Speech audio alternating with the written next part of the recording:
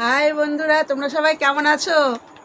আমরা আছি মোটামুটি, তোমাদের সবার আশীর্বাদে আছি, তাই তো? এক প্রকার চলছে।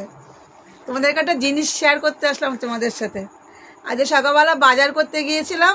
তোমাদের দাদাভাই যেই দোকানটায় বসে সকালবেলা সন্ধ্যাবেলা বসে আড্ডা মারে, একটা সোনার দোকানে বসে, তো ওই দোকানে গিয়েছিলাম। যাওয়ার পরে একজনকে একটা কানের দেখাচ্ছিল, দেখে আমার একটা আবার নাকের বের করেছে, দেখে আমার খুব পছন্দ হলো। এই দেখো নাকেরটা, তোমাদেরকে আমি দেখাচ্ছি। এই দেখো, দেখতেই পাচ্ছ, এই নাকেরটা আমার পছন্দ হয়েছে। যাই হোক, আমি বলে ঠেলে চলে এসেছিলাম যে ভালো লাগছে নাকেরটা। 1200 টাকা দাম।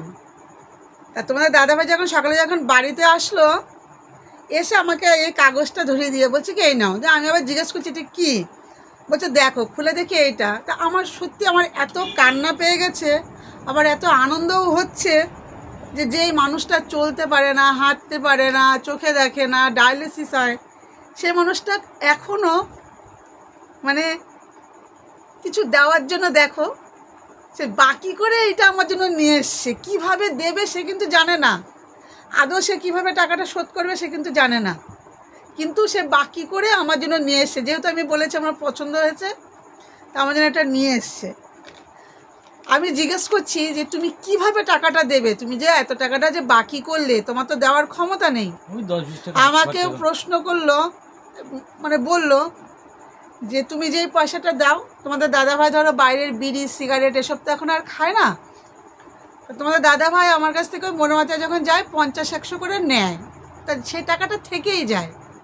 বলো তুমি আমাকে যে 50-100 করে হাত খরচা দাও, আমি ওই টাকাটা দিয়ে দাদাকে 50-100 করে দিয়ে শোধ করে দেবো।